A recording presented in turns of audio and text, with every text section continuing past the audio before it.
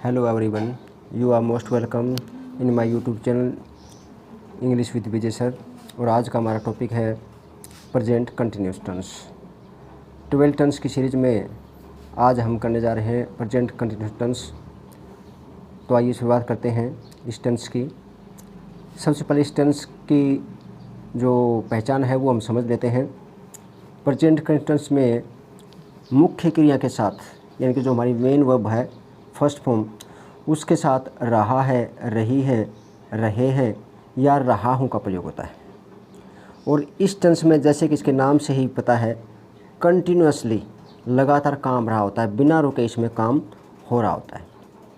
जैसे राम घूम रहा है, इस टेंस में हम एक प्रकार से कंटिन्यूस काम करते हैं। सीता नाच रही है, लोग घूम रहे हैं, मैं घूम रहा हूँ, बच्चे खेल रहे हैं, राधा नाच रही है, वो खाना पका रही है। तो इस तरह से कंटिन्यूस टेंस में काम हो रहा होता है। तो सबसे पहले आइए हम इसमें अफर्मेटिव सेंटेंस समझते हैं। सकारात्मक वाक्य। सकारात्मक वाक्य वो वाक्य होते हैं जिनमें नोट का प्रयोग नहीं होता, अर्थात सिंपल सा वाक्य होता है।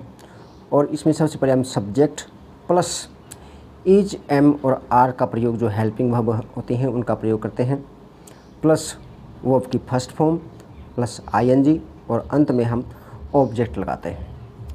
और इसमें इज, एम, आर हम कैसे प्रयोग करते हैं, सबसे पहले हम उसको समझ लेते हैं।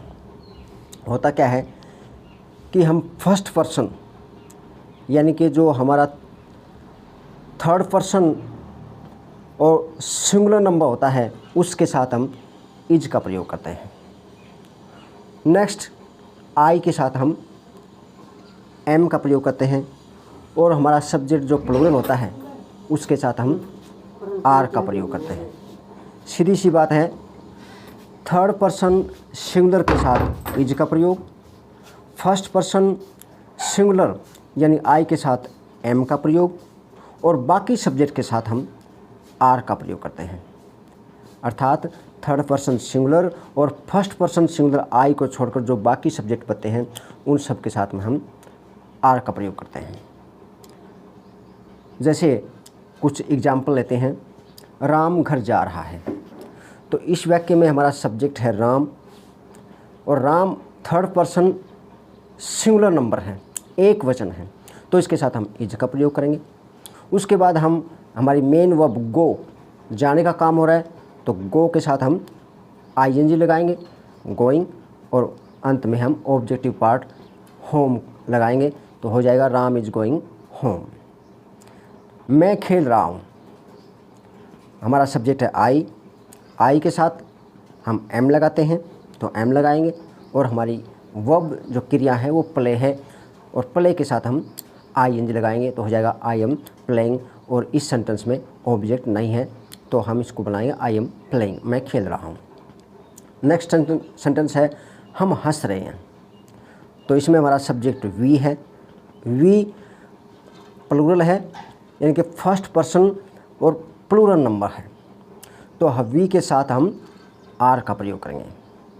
और हमारी मेन वर्ब लाफ, हंसना, के साथ आईएनजी लगाएंगे, तो हो जाएगा वी आर लाफिंग, हम हंस रहे हैं। उसके बाद है हमारा नेगेटिव सेंटेंस, नकारात्मक वाक्य। नकारात्मक वाक्य में सब्जेक्ट प्लस सब्जेक्ट के अनुसार हम इज, एम या आर में से किसी एक को लगाएंगे, प्लस नोट, और उसके तुरंत बाद हेल्पिंग वर्ब के तुरंत बाद हम नोट को लगाएंगे। देन वर्ब की फर्स्ट फॉर्म के साथ आईएनजी प्लस ऑब्जेक्ट लगाएंगे। कुछ उदाहरण लेते हैं। राम घर नहीं जा रहा है, तो हो जाएगा हमारा सब्जेक्ट है राम, उसके बाद हेल्पिंग वर्ब इज, क्योंकि राम हमारा सिंगुलर है, इसके साथ हम इज लगाएंगे। देन नोट का प्रयोग, क्योंकि वाक्य हमारा नकारात्मक वाक्य है, ऐसे वाक्य जिसमें नोट का प्रयोग होता हो नकारात्मक कहलाते हैं, तो Ram is not going home हो जाएगा, क्योंकि मेन वर्ब के साथ हम आईएनजी लगाते हैं, और अंत में हमारा ऑब्जेक्ट। मैं खेल नहीं रहा हूँ, तो हमारा सब्जेक्ट इसमें आई के साथ एम लगाते हैं, और हेल्पिंग वर्ब के तुरंत बाद हम नोट लगाएंगे। प्ले हमारी क्रिया है, उसके साथ ING, I am not playing. हम हंस नहीं रहे हैं। सब्जेक्ट हमारा वी प्लूरल है, उसके साथ आर लगाएंगे।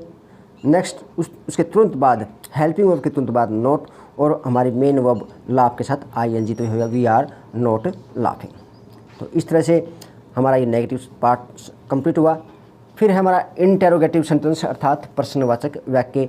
प्रश्नवाचक वाक्य ऐसे वाक्य होते हैं जिसमें हमसे कोई प्रश्न पूछा जाता है, और प्रश्नवाचक वाक्य WH वर्ड से भी बन सकते हैं और हेल्पिंग वर्ब से भी। यदि वाक्य की शुरुआत में हेल्पिंग वर्ब आ जाए तो भी प्रश्नवाचक बन सकते हैं, और WH जो फैमिली WH वर्ड जैसे what, why, when, how, where, इन वर्ड से भी हम प्रश्नवाचक वाक्य बना सकते हैं। तो इसका फॉर्मेट क्या होगा, WH word plus is MR में से कोई एक लगाएंगे, देन सब्जेक्ट, और सब्जेक्ट के तुरंत बाद यदि हमारे पास नकारात्मक सेंटेंस है तो हम नोट का प्रयोग करेंगे, प्लस V1 यानी कि वर्ब की first form plus ING plus object, और अंत में क्वेश्चन मार्क लगाएंगे।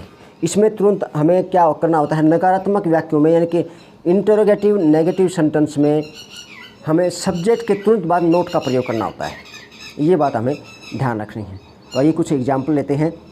क्या आप खेल रहे हो, और दूसरा हमारा वाक्य है आप क्या खेल रहे हो। तो इन दोनों वाक्यों में देखिए, इनका फॉर्मेट देखिए, पहले सेंटेंस में है क्या आप खेल रहे हो, शुरू में क्या है, और दूसरे वाक्य में आप क्या खेल रहे हो, क्या वाक्य के बीच में है। लेकिन वाक्य दोनों अलग अलग तरह से बनाए हुए हैं। पहला वाक्य बनेगा क्या आप खेल रहे हो, तो आर यू प्लेइंग, क्योंकि हमारा सब्जेक्ट यहाँ यू जो कि प्लूरल है उसके अनुसार हम आर का प्रयोग करेंगे, और देन हम हमारी हेल्पिंग वर्ब लगाएंगे, हेल्पिंग वर्ब के साथ ING, तो ये हो जाएगा आर यू प्लेइंग। दूसरा सेंटेंस है क्या आप खेल रहे हो। अब इसमें हम क्या का प्रयोग कर रहे हैं, तो यहाँ हम क्या के लिए हम व्हाट का प्रयोग करेंगे, न कि हेल्पिंग वर्ब का प्रयोग। क्यों? क्योंकि इस वाक्य में क्या वाक्य के बीच में आया है। ऐसे सेंटेंस जिसमें हमसे प्रश्न पूछा गया हो और क्या वाक्य के बीच में आ रहा हो, तो वहाँ हम WH फैमिली के किसी भी मेंबर का प्रयोग करेंगे, जैसे व्हाट, व्हाई, व्हेन का प्रयोग करेंगे। तो ये वाक्य होगा, सबसे पहले हम लगाएंगे व्हाट, हमारा सब्जेक्ट यू है, प्लूरल है, तो उसके अनुसार हेल्पिंग वर्ब आर लगाएंगे, what are, then subject you, what are you, और फिर हमारी मेन वर्ब प्ले, उसके साथ ING, तो ये हो गया व्हाट आर यू प्लेइंग, और अंत में क्वेश्चन मार्क। तो इन दोनों सेंटेंस में समझने वाली बात यह है कि यदि किसी सेंटेंस के, किसी प्रश्नवाचक वाक्य के शुरू में क्या आ जाए, आरंभ किसी वाक्य की शुरुआत ही क्या से हो रही हो, तो उस वाक्य को हम हेल्पिंग वर्ब से बनाएंगे। जैसे हमने पहला सेंटेंस बनाया क्या आप खेल रहे हो, वाक्य के शुरू में क्या आया है, तो यहाँ हम आर हेल्पिंग वर्ब का प्रयोग करते हुए इसको प्रश्नवाचक बना रहे हैं, आर यू प्लेइंग।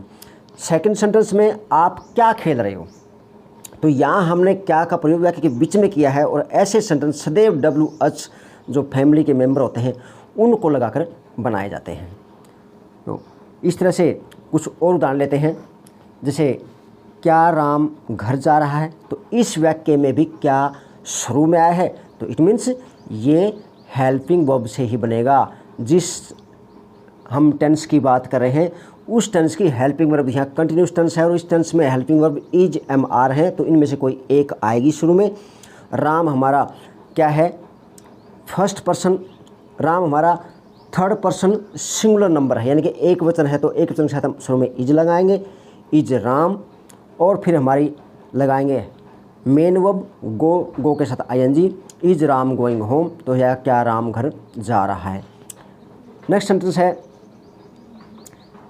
क्या मैं खेल नहीं रहा हूँ,